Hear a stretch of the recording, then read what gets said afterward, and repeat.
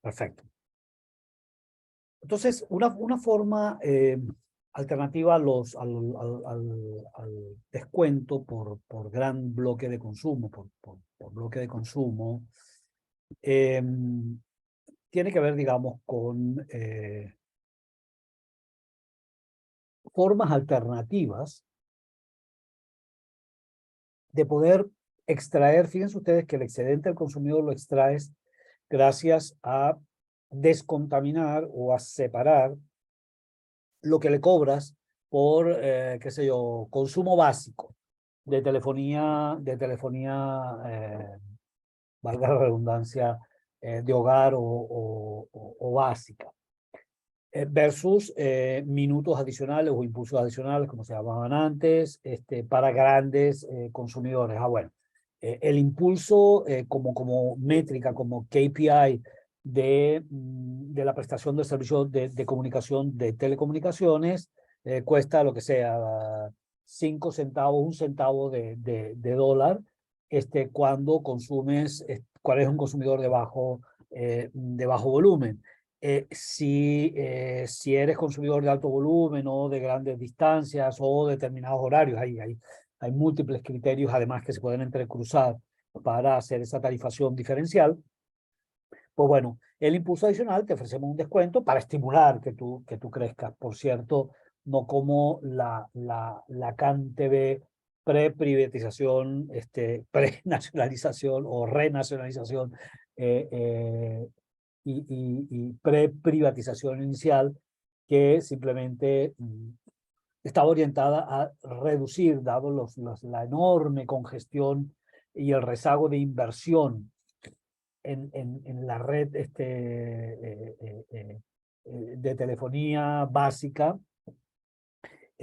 El marketing que hacían era no hable tanto, hablo en persona. O sea, el oferente pidiendo que no consumas tanto del bien porque le congestionas, etcétera, etcétera, ¿no? Entonces, lo que diríamos es que una forma alternativa de, em, de capturar excedente consumidor es tomar directamente con un cargo fijo, con una suma que llaman de mano alzada, un lump sum, en este caso no tax, sino charge o tariff, donde le extraes una fracción. Eventualmente le podrías extraer la totalidad del excedente consumidor y después vendes por unidad, no por unidad realmente servida, no por el derecho de acceder al servicio o al bien, etcétera, al club. Eh, Le vas cobrando lo que cuesta o incluso un poco más de lo que cuesta, que es una forma alternativa que al descuento por cantidad, que es las llamadas tarifas o paquetes, que suponen efectivamente combinar una fracción fija y una fracción variable, como la que estamos presentando aquí, donde tenemos que para distintos volúmenes ofreces un paquete con un costo T1 para un volumen Q1 y unas características de acceso Q1, y así sucesivamente hasta Qn, que es, digamos, la parrilla completa o el menú completo, que sería algo así, justamente como eso, como un menú. Ofreces principal, entrada, principal, postre y café, y distintas variedades, donde el contenido allí, en este caso, digamos, por el costo de los ingredientes, etcétera, podría ser diferenciado. Entonces, bueno, cada uno revelará su preferencia, qué sé yo, por los productos del mar, por la carne de res, por lo que fuere, por acompañamientos dietéticos o no, expresando pues, o revelando su preferencia en la escogencia de ese menú. ¿Ok? Entonces, se supone que cada consumidor, dentro de las opciones disponibles, trata de maximizar su utilidad, por supuesto, dado la oferta que hay en el mercado o ese menú de alternativas, y por supuesto, dada la renta monetaria que dispone ese consumidor. Por supuesto, el mejor diseño posible desde el punto de vista de la firma, quizás no sea accesible, no sea, digamos, no pueda pintarse en el Canvas, básicamente porque puedes tener dificultades para entender o para exactamente conocer cuál es el precio de reserva, cuál es la función de utilidad, cuál es la estructura de preferencias que tiene el consumidor y, por supuesto, además un consumidor entrenado en tratar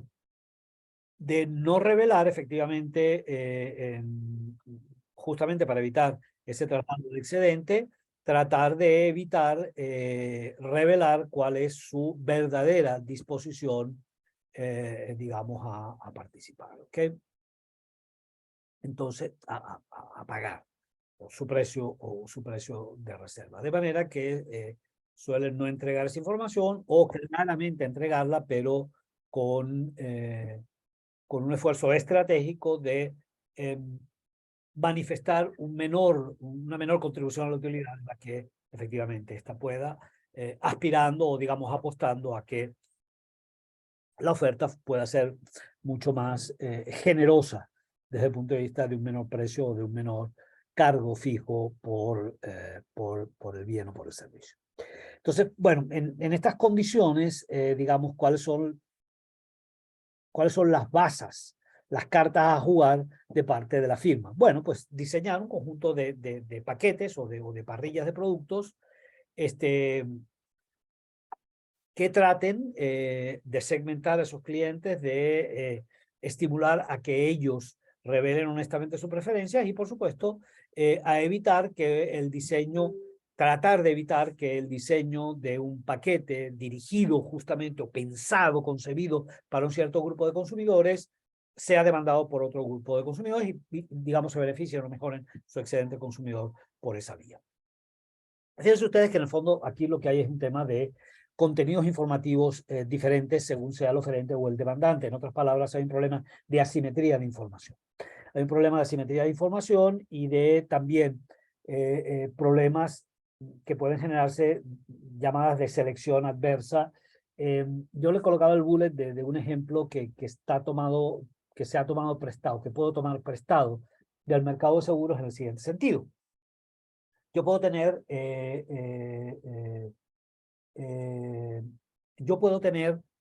digamos, un potencial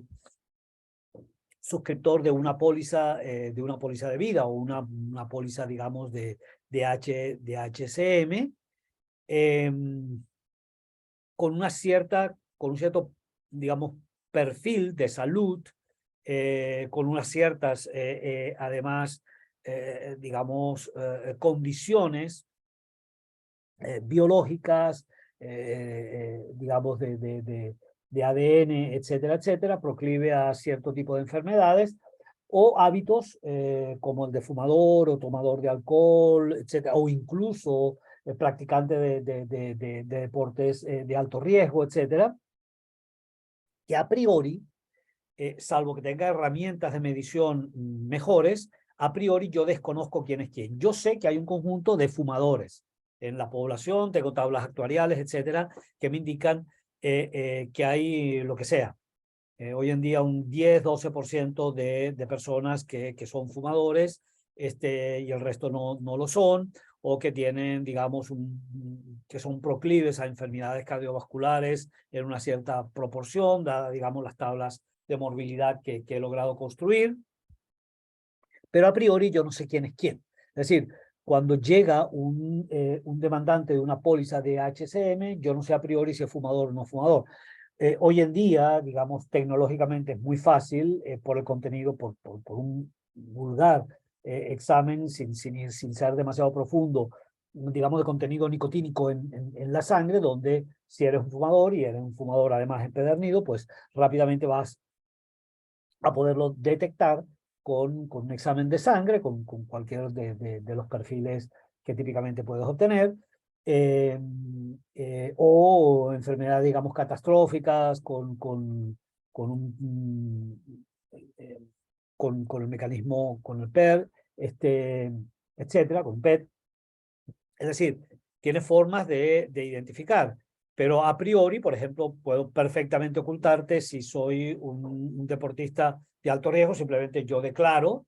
que no lo soy, por supuesto. Con esa declaración, después a lo mejor ni siquiera puedes recibir una indemnización si efectivamente estás desarrollando una actividad y de manera además relativamente una actividad deportiva de alto riesgo. Pero en todo caso, digamos, yo puedo, como seguros, yo puedo tener un triaje, una identificación caso a caso, gracias a los avances de la medicina, o yo puedo, no sé, 20 años atrás, tener mayores dificultades y yo puedo optar por dos alternativas. Yo ofrezco una póliza, digamos, para sujetos de alto riesgo de salud y otras de bajo riesgo. Y por supuesto, las de menor riesgo, pues debe tener un costo, dicha prima, considerablemente inferior a aquel de alto riesgo. Pero si yo no logro saber quién es quién, yo puedo, y no puedo discriminar y no puedo bloquear que un grupo de consumidores me tome una póliza que sea muy atractiva, por ejemplo, muy barata, con una cobertura buena, pero diseñada justamente para aquel tipo que nunca se enferma o que nunca se va a enfermar. O yo puedo sumar las probabilidades de que el tipo sea fumador y no fumador y ofrecer una póliza para el promedio. Pero en ese caso, cuando a uno, esos perfiles, a uno sumo, agrego los perfiles, estoy ofreciendo una prima única que es muy atractiva para los tipos de alto riesgo y es muy onerosa para los sujetos de bajo riesgo. Con lo cual puedo tener el fenómeno que se denomina en este stream académico, problemas de selección adversa. Puedo quedarme con los peores riesgos y descartar o, digamos, bloquear la entrada, desestimular la entrada de los mejores riesgos. Entonces, ese es el peor negocio que puedo hacer, porque yo estoy ofreciendo una póliza para un tipo promedio y me estoy llenando de altos riesgos y estoy dejando por afuera los de bajo riesgo. De manera que las contingencias van a ser mucho menores, el cobro de las primas va a ser insuficiente para pagar las indemnizaciones y bueno, simplemente, seguramente a la vuelta de la esquina esa compañía de seguros ya no existirá. Entonces, sin ser un caso, digamos, tan extremo, aquí tenemos a consumidores que pueden ser heterogéneos y en mi diseño, en el diseño de los dos o más paquetes, yo debo evitar efectivamente, porque voy a suboptimizar, es decir, no voy a alcanzar el óptimo del productor, si diseño un paquete para un cierto perfil que me lo van a tomar otros y que por tanto van a trasvasarse consumidores a los cuales podría extraer más excedente gracias a que ofrezco un paquete más benigno, por decirlo de alguna manera, al otro mundo. ¿Okay? Entonces, bueno, supongamos que estamos trabajando con consumidores homogéneos, simplemente con sujetos que son idénticos unos a los otros, y evalúo y voy a desarrollar qué ocurre en el caso en que yo aplico una política de precios de discriminación de segundo grado, pero con una metodología, con una alternativa distinta al descuento por bloque. Entonces, partimos de un caso de consumidores iguales, que experimentan una función de utilidad que tiene dos componentes, es un vector que contiene las cantidades consumidas del bien que le estoy ofertando y que es sujeto a discriminación de segundo grado, y el resto de los bienes que he denominado Z, con una renta monetaria que dispongo de M. ¿Okay? Y esa función de utilidad adquiere, digamos, tiene la forma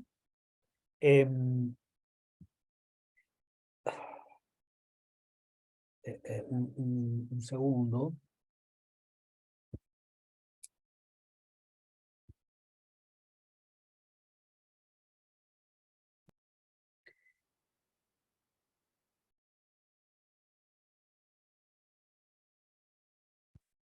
Puedo entonces diseñar un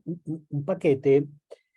que contenga una fracción, digamos, un pago único, una especie de pago de entrada, una especie de de derecho a visitar el Museo de Ciencias Naturales de Nueva York y algunas exposiciones en particular, y allí cobrar un precio adicional. Es una forma de hacerlo, o simplemente cobro por entrar y cada una de las salas que visite tengo que pagar una determinada cantidad. Entonces, en el caso del monopolista, bueno, seguramente entonces va a tratar de sacar el máximo provecho de esa capacidad que tiene de bloquear el acceso al bien o al servicio y sin proporcionar ni una sola unidad, generarle o obligar a un pago único, o cuotas, como sea, bajo la modalidad de pagos que sea, pero un pago único y cargo fijo y sin acceso o sin derecho a ninguna unidad. Y después, por unidad consumida, pues cobrar una tarifa. Es como si, fíjense ustedes, en competencia perfecta, una empresa que tiene unos ciertos costos fijos, esos costos fijos más los costos variables pueden ser sufragados, pueden ser costeados, valga la redundancia, con el precio al cual terminas vendiendo, o puedes hacer lo siguiente, puedes todos tus costos fijos ser pagados con esa tarifa única y tus costos variables por cada unidad consumida. Así, en competencia perfecta, cubrirías íntegramente tanto tus costos fijos como tus costos variables y harías viable algo que a lo mejor podría no serlo en caso de que no pudieras efectivamente costear todos tus gastos fijos. En este caso, entonces, se está proponiendo el monopolista para consumidores que son indistinguibles, son homogéneos, y que todos experimentan esta función de utilidad, que lo es en base a el componente de Q que estás consumiendo más el componente de Z que estás consumiendo. En este caso, Z viene como una variable no dependiente del volumen de Q, dado que estamos asumiendo que Z es exactamente el resto de los bienes, y estamos asumiendo que a su vez este PZ debería ser podemos expresarlo en términos de numerario, por tanto tener 1 y por tanto estar exento de su consideración en la función de utilidad en términos de precio, ¿de acuerdo? De manera tal que tendríamos aquí PZ o el precio de PZ como numerario. Entonces, a ver, lo que decimos es que si ese bien Q está sujeto a una estructura de costos sencilla que supone un costo unitario C multiplicado por el volumen de producción, ese monopolista puede diseñar la oferta de cobro en una tarifa en dos partes, donde esa tarifa, digamos, el valor total de lo que le cobra al consumidor es T, que tiene ese componente fijo de acceso F y el componente variable P por Q, ¿de acuerdo? Si estas son las condiciones, digamos, gráficas, tenemos esta función de demanda, tenemos esta estructura de costo marginal constante o de costo unitario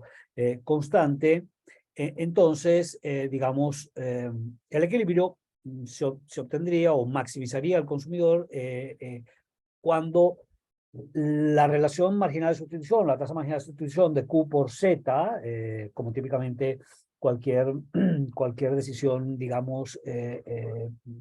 bimodal supone, que efectivamente se alcanzaría ese equilibrio del consumidor para A menos BQ, que sería igual, digamos, a P por Q, donde, de nuevo, el PZ es unitario. Entonces, por supuesto, va a depender de los valores que tiene que tiene A y B, que sería, digamos, respectivamente el intercepto en el origen y la pendiente de la función de demanda que se deriva de esta función de utilidad, la función de demanda de Q, y por supuesto, dependiendo si efectivamente constatamos que los consumidores son iguales entre sí, por tanto, todos manifiestan la misma, el mismo coeficiente A o el mismo parámetro A y la misma pendiente B, o si por el contrario son consumidores diferentes que van a tener distintas pendientes en la función de demanda y también distintos interceptos en el origen o, digamos, distancias versus el origen que difieran entre ellos. Si la demanda es igual o es parecida entre los consumidores, entonces tendríamos, digamos, una demanda que sería una función de A menos P. Y la maximización, digamos, de beneficios, esto desde el lado del consumidor, desde el lado del productor, la maximización de beneficios supondría efectivamente la maximización, el mejor de los mundos para el monopolista discriminador de segundo grado en este caso. Significaría que yo puedo vender al costo, yo puedo cubrir mis costos variables fijando un precio igual a C, o al costo marginal, a este costo marginal constante, y colocar una suma, un cargo fijo, o ese lump sum charge, tariff, que haría que efectivamente el consumidor fuera indiferente entre consumir solo Z, es decir, el resto de los bienes, no consumir nada del bien, o consumir solo del bien. Por tanto, haría que su función de utilidad, considerando el volumen total QC, es decir, el volumen para el cual el precio se iguala al costo marginal, dado M, dada la renta monetaria, y que detraído de esta utilidad derivada el valor de la tarifa que está obligando a pagar al consumidor, genere que la utilidad se mueva entre cero, dado M, o M aplicado solo a Z. Es decir, estaría el consumidor siendo sujeto a una extracción íntegra del excedente del consumidor con esa tarifa F, le absorbería la totalidad de S1, es decir, el área de este triángulo verde, de manera que este consumidor sería indiferente entre comprar esta QC, que le cuesta adquirir la F más P QC, o no consumir ese bien, digamos, dedicar toda su renta al resto de los bienes. Este sería un caso similar desde el punto de vista de la total disolución del excedente del consumidor al que representaría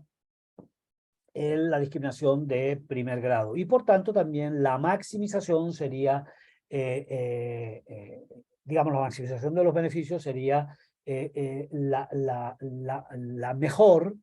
de todas las alternativas para el consumidor, para el productor, porque agregaría, digamos, a la cobertura de costos o beneficios de la competencia perfecta ese plus que representaría el cargo fijo F. De manera que se generaría un volumen equivalente al de competencia perfecta, que a su vez es el equivalente al de discriminación perfecta o de primer grado, a través de la discriminación de segundo grado o de la aplicación de una tarifa en dos partes. Y con una solución distributivamente extrema, tendríamos el equivalente en términos de eficiencia paretiana a la competencia perfecta. Pues te estaría efectivamente produciendo exactamente la cantidad que en competencia perfecta, y no con una sola firma, como en este caso discriminante de segundo grado, estaría generándose.